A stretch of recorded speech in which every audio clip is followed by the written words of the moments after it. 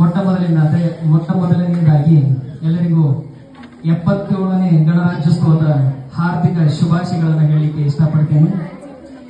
ಈಗಾಗಲೇ ನನ್ನ ಮುದ್ದಿನ ವಿದ್ಯಾರ್ಥಿಗಳು, ನನ್ನ ಪ್ರೀತಿಯ ವಿದ್ಯಾರ್ಥಿಗಳು, ಹಾಗೆ ನಮ್ಮ ಸಹೋದ್ಯೋಗಿ ಶಿಕ್ಷಕರಾಗಿರ್ತಕ್ಕಂತಹ ಪ್ರೇಮಲತಾ ಟೀಚರ್ ಅವರು ಕೂಡ ಅತ್ಯಂತ ಸುಸ್ಪಷ್ಟವಾಗಿ ಈ ಗಣರಾಜ್ಯೋತ್ಸವದ ಕುರಿತು ಒಂದೆರಡು ಮಾತುಗಳನ್ನ ಅನಿಸಿಕೆಗಳನ್ನ ವ್ಯಕ್ತಪಡಿಸಿದ್ದಾರೆ. ಹಾಗಾಗಿ ನಾನು ಹೆಚ್ಚಿನ ಮಾತಾಡಕ್ ಹೋಗಲ್ಲ, ಸಮಯದ ಅಭಾವ. ಆದ್ರೂ ಕೂಡ ಕೆಲವೊಂದು ಇನ್ಫಾರ್ಮೇಶನ್ ಅನ್ನು ನಿಮ್ಗೆ ಕೊಡ್ಲಿಕ್ಕೆ ಇಷ್ಟಪಡ್ತೀನಿ. ನಿಮ್ಗೆಲ್ಲರಿಗೂ ಗೊತ್ತು, ಇದು ಗಣರಾಜ್ಯೋತ್ಸವ, ರಿಪಬ್ಲಿಕ್ ಡೇ, ಗಣರಾಜ್ಯೋತ್ಸವ, ರಿಪಬ್ಲಿಕ್ ಡೇ. ನನ್ನ ಪ್ರಶ್ನೆ ಏನಪ್ಪಾ ಅಂತ ಹೇಳಿದ್ರೆ, ಗಣರಾಜ್ಯೋತ್ಸವ ಅಂದ್ರೆ ಏನು, ರಿಪಬ್ಲಿಕ್ ಅಂದ್ರೆ ಏನು? What is the meaning of that? Can anybody? Then why we are celebrating this one? You should have to know that meaning. What is the meaning of republic? ನಿಮಗೆ ಗೊತ್ತಾಗಲೇಬೇಕು ಗಣರಾಜ್ಯೋತ್ಸವ ಅಂದ್ರೆ ಏನು, ರಿಪಬ್ಲಿಕ್ ಅಂದ್ರೆ ಏನು ಅಂತ ಹೇಳಿ. ಹಾಗಾಗಿನೇ ನಾವು ಇವತ್ತು ಈ ಫಂಕ್ಷನ್ ಅನ್ನ ಅರೇಂಜ್ಮೆಂಟ್ ಮಾಡಿದ್ದು. ಫಂಕ್ಷನ್ ಎಲ್ಲ ಚೆನ್ನಾಗಿ ಮಾಡಿದ್ವಿ, ಆದ್ರೆ ಅದ್ರ ಅರ್ಥನೇ ಗೊತ್ತಾಗಲಿಲ್ಲ ಅಂತ ಹೇಳಿದ್ರೆ ವ್ಯಾಲ್ಯೂನೇ ಇಲ್ಲ.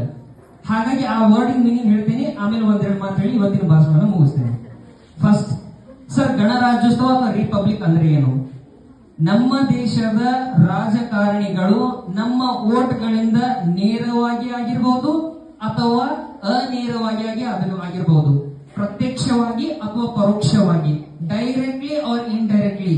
The representatives of this Indian political leaders, those who are elected by directly or indirectly by the votes of these people, that nation is called as a republic country.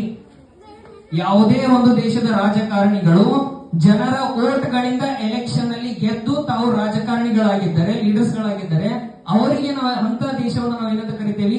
Republic country ಅಂತ ಹೇಳಿ ಕರಿತೇವೆ. ಹಾಗಿದ್ರೆ sir, ನಾವು ಇಂಡಿಯಾವನ್ನು republic country ಅನ್ನೋದು ನಮ್ಗೆ ಗೊತ್ತಾಯ್ತು. ಯಾಕಂತ ಹೇಳಿದ್ರೆ 5 ವರ್ಷಕ್ಕೊಮ್ಮೆ, ಆಮೇಲೆ ಮಧ್ಯಂತರ ಅವಧಿಯಲ್ಲಿ ಎಲೆಕ್ಷನ್ಸ್ ಗಳು ನಡೀತಾವ, ನಾವು ಹೋಗಿ ಎಲೆಕ್ಷನ್ಸ್ ನಲ್ಲಿ ಭಾಗಿಯಾಗ್ತೇವೆ. ಹಾಗಾಗಿ ನಮ್ಮ ದೇಶ ಯಾವುದಪ್ಪ ಅಂತ ಹೇಳಿದ್ರೆ ಆ republic country. From which date? 1950 ಜನವರಿ 26, ಹೌದಲ್ಲ? 1950 ಜನವರಿ 26ರಿಂದ ಈ ಸಂವಿಧಾನವನ್ನ ನಾವು ಜಾರಿಗೆ ತಂದಿದ್ದೀವಿ, ಹೌದು. ಆದ್ರೆ ಯಾವಾಗ ರೆಡಿ ಆಗಿತ್ತು? ಈ ಮಾತನ್ನ ಆಲ್ರೆಡಿ ನಮ್ಮ 8th ಸ್ಟ್ಯಾಂಡರ್ಡ್ ಒಬ್ಬ ಹುಡುಗ ಹೇಳಿದಾನ. ಇಲ್ಲ ಸರ್, ಅದನ್ನ ನಾವು ರಿಸೀವ್ ಮಾಡ್ಕೊಂಡಿದ್ದು 1949 ನವೆಂಬರ್ 26. ನನ್ನ ಪ್ರಶ್ನೆ ಏನಪ್ಪಾ ಅಂತ ಹೇಳಿದ್ರೆ, ಆಲ್ರೆಡಿ 1949 ನವೆಂಬರ್ 26ಗೆ ಸಂವಿಧಾನ ಕಂಪ್ಲೀಟ್ ಆಗಿತ್ತು, ರಿಸೀವ್ ಕೂಡ ಆಗಿತ್ತು. ಯಾಕೆ ಅದನ್ನ ಜನವರಿ 26ಗೆ ಜಾರಿಗೆ ತಂದ್ರು? ಯಾಕೆ ಒಂದು ತಿಂಗಳು ಏನ್ ಮಾಡಿದ್ರು? ಯಾಕೆ ಜಾರಿಗೆ ತರಲಿಲ್ಲ? That is my question. ಅದು ಗೊತ್ತಿರ್ಬೇಕಲ್ಲ ಇನ್ಫಾರ್ಮೇಶನ್. ನೋಡ್ರಿ, ಯಾಕೆ ಲಿಸನ್, ಸ್ವಲ್ಪ ಬ್ಯಾಕ್ ಗ್ರೌಂಡಿಗೆ ಬರ್ತೇನಂತ. 1929 ಲಾಹೋರ್ ಇಂಡಿಯನ್ ಕಾಂಗ್ರೆಸ್ ಸೆಷನ್ ನಡೀತಾ ಇತ್ತು. ಎಲ್ಲಿ? ಇವತ್ತಿನ ಪಾಕಿಸ್ತಾನದ ರಾವಿ ನದಿಯ ದಂಡೆಯ ಮೇಲೆ ಜವಾಹರ್ಲಾಲ್ ನೆಹರು ಅವರು ಅದರ ಅಧ್ಯಕ್ಷರಾಗಿದ್ರು. ರಾವಿ ನದಿ ದಂಡೆಯ ಮೇಲೆ ಪಾಕಿಸ್ತಾನದ ಲಾಹೋರ್ನಲ್ಲಿ 1929ರಲ್ಲಿ ಲಾಹೋರ್ ಕಾಂಗ್ರೆಸ್ ಅಧಿವೇಶನ ನಡೀತಾ ಇತ್ತು. ಆ ಅಧಿವೇಶನದ ಅಧ್ಯಕ್ಷತೆಯಲ್ಲಿ ಜವಾಹರ್ಲಾಲ್ ನೆಹರು ಅವರು ಹೇಳ್ತಾರ, ಇವತ್ತಿನ ದಿನ ನಾವೆಲ್ಲರೂ ಇಲ್ಲಿ ಮೀಟಿಂಗ್ ಸೇರಿದೇವಿ, ಆದ್ರೆ ಇಲ್ಲಿ ನಿಂತು ನಾನು ಒಂದು ಡಿಸಿಷನ್ ಅನ್ನ ತಗೊಂತೀನಿ. ಅದು ಏನಪ್ಪಾ ಅಂತ ಹೇಳಿದ್ರೆ, ಆಲ್ರೆಡಿ ಅವ್ರು ಯಾವಾಗ ನಿಂತಿದ್ರು? 1929 ಡಿಸೆಂಬರಿಗೆ ಅಲ್ಲಿ ಮೀಟಿಂಗ್ ಸೇರಿದ್ರು. ಅವ್ರು ಹೇಳ್ತಾರ, ಮುಂದಿನ ತಿಂಗಳ ಜನವರಿ 26 ಬಹಳ ಚಲೋ ದಿನ ಐತಿ, ಆ ದಿನ ನಾವ್ ಏನ್ ಮಾಡೋದಪ್ಪ? 1930 ಜನವರಿ 26 ಬಹಳ ಒಳ್ಳೆ ದಿನ ಐತಿ, ಆ ದಿನ ನಾವೆಲ್ಲರೂ ಏನ್ ಮಾಡೋದಪ್ಪ ಅಂತ ಹೇಳಿದ್ರೆ, ಈ ನನ್ನ ತ್ರಿವರ್ಣ ಧ್ವಜವನ್ನ ಹಾರಿಸೋಣ ಅಂತ ಹೇಳಿ ಡಿಸಿಷನ್ ಅನ್ನ ತಗೊಳ್ತಾರೆ. ಯಾಕ? ಒಳ್ಳೆ ದಿನ ಇತ್ತು ಅಂತ ಹೇಳಿ ಡಿಸಿಷನ್ ತಗೊಂಡ್ರು. ಆದ್ರೆ ದುರದೃಷ್ಟವಶ ನಮ್ಮ ಹಣೆ ಬರ ಏನಾತಪ್ಪ ಅಂತ ಹೇಳಿದ್ರೆ, ಆ ಫಂಕ್ಷನ್ ಮುಗಿದು ಸ್ವಲ್ಪ ದಿನ ಆದ್ಕೊಳ್ಳೇನ ಜವಾಹರ್ಲಾಲ್ ನೆಹರು ಅವರು ಬಂಧನಕ್ಕೊಳಗಾಗ್ತಾರೆ.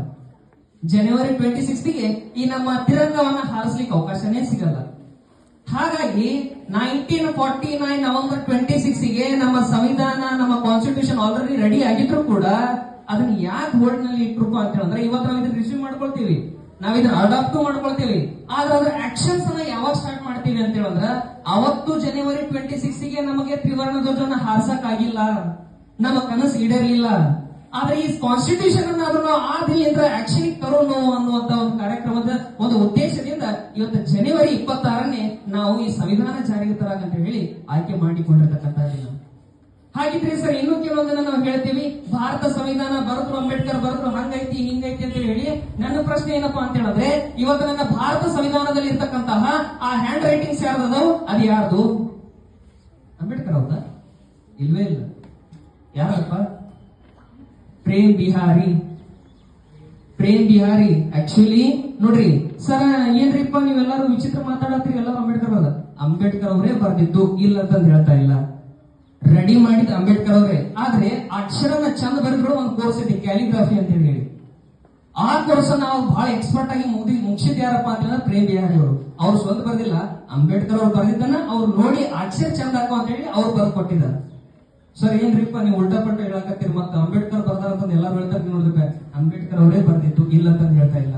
ಆದ್ರೆ ನಮ್ಮ ಸದ್ಯ ಈ ಇಂಡಿಯನ್ ಕಾನ್ಸ್ಟಿಟ್ಯೂಷನ್ ಅಲ್ಲಿ ಇರತಕ್ಕಂತ ಹ್ಯಾಂಡ್ ರೈಟಿಂಗ್ಸ್ ಯಾವ್ದಪ್ಪ ಅಂತ ಹೇಳಿದ್ರೆ ಪ್ರೇಮ್ ಬಿಹಾರಿ ಬೋಸ್ ಅವ್ರದ್ದು, ಪ್ರೇಮ್ ಬಿಹಾರಿ ಅಂತ ಹೇಳಿ. ಹಾಗಿದ್ರೆ ನೀವು ಆಲ್ರೆಡಿ ನೋಡ್ತೀರಿ ಅಲ್ಲಿ ನಮ್ಮ ಪೀಠಿಕಾ ಭಾಗದಲ್ಲಿ ವಿ ಆರ್ ದ ಇಂಡಿಯನ್ಸ್ ಅಂತ ಹೇಳಿ ಬರ್ತ, ಭಾರತೀಯ ಪ್ರಜೆಗಳಾದ ನಾವು ಸಾರ್ವಭೌಮ ಸಮಾಜವಾದಿ ಗಣರಾಜ್ಯೋತ್ಸವ ಅಂತ ಹೇಳಿ ಅದೇನು ಬರ್ತಿತ್ತು ಒಂದು ಹೇಳ್ತಾ ಪೀಠಿಕಾ ಭಾಗ ಬರ್ತ. ಹಾಗಿದ್ರೆ ಬಾರ್ಡರ್ ಡಿಸೈನ್ ಅನ್ನ ಮಾಡಿದವ್ರು ಯಾರು ಗೊತ್ತಿರ್ಬೇಕಲ್ಲ? ಯಾರಪ್ಪ? ನಂದನ್ ಲಾಲ್ ಬೋಸ್. ಆ ಬಾರ್ಡರ್ ಡಿಸೈನ್ ಅನ್ನ ಮಾಡಿದವ್ರು ಯಾರು? ನಂದನ್ ಲಾಲ್ ಬೋಸ್ ಅಂತ ಹೇಳಿ.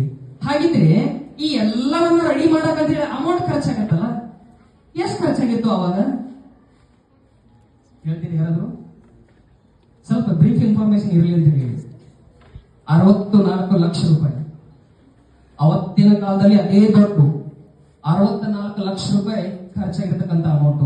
ಇಂಥ ಒಂದು ಬೃಹತ್ ಸಂವಿಧಾನ ಇಡೀ ಜಗತ್ತಿನಲ್ಲೇ ಅತ್ಯಂತ ದೊಡ್ಡದಾಗಿರ್ತಕ್ಕಂಥ ಸಂವಿಧಾನ ಅಂತ ಹೇಳಿದ್ರೆ ಅದು ನನ್ನ ಭಾರತದ ಸಂವಿಧಾನ. ಜಗತ್ತಿನಲ್ಲಿ ಯಾವ ಸಂವಿಧಾನನೂ ಕೂಡ ಅಷ್ಟು ದೊಡ್ಡದಿಲ್ಲ, ಅಷ್ಟು ದೊಡ್ಡ ಸಂವಿಧಾನ ನಮ್ದೈತಿ. ಇವತ್ತು ನಾವು ಮನಿ ಓದಿವಿ ಅಂತ ಹೇಳಿದ್ರೆ ನಮ್ದು ಹಿಂದೂ ಧರ್ಮ, ನಮ್ದು ಕ್ರಿಶ್ಚಿಯನ್ ಧರ್ಮ, ನಮ್ದು ಇಸ್ಲಾಂ ಧರ್ಮ, ನಮ್ದು ಸಿಖ್ ಧರ್ಮ, ನಮ್ದು ಪಾರ್ಸಿ ಧರ್ಮ ಅಂತ ಹೇಳಿ ಮನಿ ಒಳಗೆ ಒಂದೊಂದೊಂದೊಂದೊಂದು ಧರ್ಮ ಗ್ರಂಥಗಳನ್ನ ಇಟ್ಕೊಂತೇವಿ. ಮನೆಯಿಂದ ಹೊರಗೆ ಬಂದ್ವಿ ಅಂತ ಹೇಳಿದ್ರೆ ನನ್ನ ಭಾರತ ಸಂವಿಧಾನನೇ ನನ್ನ ಧರ್ಮ. ಮನಿ ಒಳಗಡೆ ಮಾತ್ರ ನಿನ್ನ ಪರ್ಸನಲ್ ಧರ್ಮ ಇರ್ಬೋದು, ಮನೆಯಿಂದ ಹೊರಗಡೆ ಕಾಲಿಟ್ಟೆ ಅಂತ ಹೇಳಿದ್ರೆ ಭಾರತ ಸಂವಿಧಾನನೇ ನನ್ನ ಧರ್ಮ. ಭಾರತ ಸಂವಿಧಾನಕ್ಕೆ ರೆಸ್ಪೆಕ್ಟ್ ಕೊಡೋದೇ ನನ್ನ ಕರ್ತವ್ಯ. ಅದನ್ನ ನೀವೆಲ್ಲರೂ ಕೂಡ ತಲೆಯಲ್ಲಿ ಇಟ್ಕೊಳ್ಬೇಕು. ನಂದು ಆ ಧರ್ಮ ಈ ಧರ್ಮ, ಮನಿ ಒಳಗೆ ಮಾತ್ರ. ಹೊರಗಡೆ ನೀವು ಒಂದು ಕಾಲ ಹೆಜ್ಜೆ ಇಟ್ರು ಕೂಡ ಅದು ಯಾವ ಧರ್ಮ ಬಂದ್ಬಿಟ್ರಿ ನೀವು? ಭಾರತ ಸಂವಿಧಾನ ಅನ್ನುವಂತ ಧರ್ಮ. ಭಾರತಾಂಬೆ ಬಾನಂಗಳದ ಚೇತನ, ಹಿಮಾಲಯ ಪರ್ವತವೇ ತಾಯಿಯ ಶಿರ, ದೆಹಲಿ ಅವಳ ಹೃದಯ, ನಾಗಪುರ ಅವಳ ನಾವಿ, ಪೂರ್ವದಿಂದ ಪಶ್ಚಿಮಕ್ಕೆ ಹರಿಯುತ್ತಿರುವಂತಹ ನರ್ಮದಾ ನದಿ ತಾಯಿಯ ಸೊಂಟದಲ್ಲಿ ಮಿನುಗುತ್ತಿರುವ ಚಿನ್ನದ ನಾಡು, ಪೂರ್ವ ಮತ್ತು ಪಶ್ಚಿಮ ಘಟ್ಟಗಳೇ ತಾಯಿಯ ಕಾಲುಗಳು, ಕನ್ಯಾಕುಮಾರಿ ತಾಯಿಯ ಪಾದಗಳು, ಪೂರ್ವದಲ್ಲಿ ಇರ್ತಕ್ಕಂಥ ಬಂಗಾಳ ಕೊಲ್ಲಿ, ಪಶ್ಚಿಮದಲ್ಲಿ ಇರ್ತಕ್ಕಂಥ ಅರಬ್ಬಿ ಸಮುದ್ರ, ದಕ್ಷಿಣದಲ್ಲಿ ಇರ್ತಕ್ಕಂಥ ಹಿಂದೂ ಮಹಾಸಾಗರ, ನನ್ನ ತಾಯಿ ಭಾರತಾಂಬೆಯ ಪಾದಗಳನ್ನ ತೊಳೆಯುತ್ತಿರುವಂತಹ ಪುಣ್ಯ ತೀರ್ಥ ಈ ಶ್ರೀಲಂಕಾ ಐತಲ್ಲ, ಅದು ನನ್ನ ಭಾರತಾಂಬೆಗೆ ಅರ್ಪಿಸಿರ್ತಕ್ಕಂತಹ ಒಂದು ಕಮಲದ ಹೂ. ಅಂತ ಭವ್ಯ ಭಾರತಕ್ಕೆ ಎಷ್ಟು ಅದು ನಿಮ್ಗೆ ಆಲ್ರೆಡಿ 10ಕ್ಕೆ ಬಂದಿರ್ತೈತಿ. ಎಷ್ಟೈತಪ್ಪ ನಮ್ದು ಜಿಯೋಗ್ರಾಫಿಕಲ್ ಲೊಕೇಶನ್? 32,87,263 ಚದರ ಕಿಲೋಮೀಟರ್ ವಿಸ್ತೀರ್ಣಗಳನ್ನು ಹೊಂದಿರತಕ್ಕಂತ ನನ್ನ ಭವ್ಯ ಭಾರತ ಇವತ್ತಿನಿಂದ ಜನವರಿ 26 ಯಾವಾಗ 1950 ಒಂದು ರಿಪಬ್ಲಿಕ್ ಕಂಟ್ರಿ ಆಗಿ ಇಡೀ ಜಗತ್ತಿನಲ್ಲಿ ತನ್ನ ಪ್ರಾಮುಖ್ಯತೆಯನ್ನು ಪಡ್ಕೊಳ್ತೈತಿ. ಆ ಒಂದು ಸವಿದಿನ, ಆ ಒಂದು ಶ್ರೇಷ್ಠ ದಿನ ನಿಮ್ಮೆಲ್ಲರ ಮನಸ್ಸಲ್ಲಿ ಆಳವಾಗಿ ಬೇರೂರ್ಬೇಕು. ನೀವೆಲ್ಲರೂ ನಾವು ಸಂವಿಧಾನ ದಿನವನ್ನ ಆಚರಣೆ ಮಾಡೋದು ಕೇವಲ ರೂಲ್ಸ್ ಐತೆ ಅಂತ ಹೇಳಿ ಆಚರಣೆ ಮಾಡ್ತಾ ಇಲ್ಲ. ಆ ಸಂವಿಧಾನಕ್ಕೆ ಭಕ್ತರಾಗಿ ನೀವು ರೆಸ್ಪೆಕ್ಟ್ ಕೊಟ್ಟ ನಾಳೆ ಇನ್ನೂ ದೊಡ್ಡ ವ್ಯಕ್ತಿಗಳಾಗಿ ನೀವು ಬೆಳಿಬೇಕು ಅನ್ನೋ ಉದ್ದೇಶಕ್ಕೆ ನಾವು ಇವತ್ತಿನ ಕಾರ್ಯಕ್ರಮವನ್ನು ಅರೇಂಜ್ಮೆಂಟ್ ಮಾಡಿದೀವಿ. ಹೇಳಿದ ಅಂತ ನೋಡ್ರಿ, ಇಂತೆಂತ ಮೇಧಾವಿ ವ್ಯಕ್ತಿಗಳು ಅಂಬೇಡ್ಕರ್ ಅವರು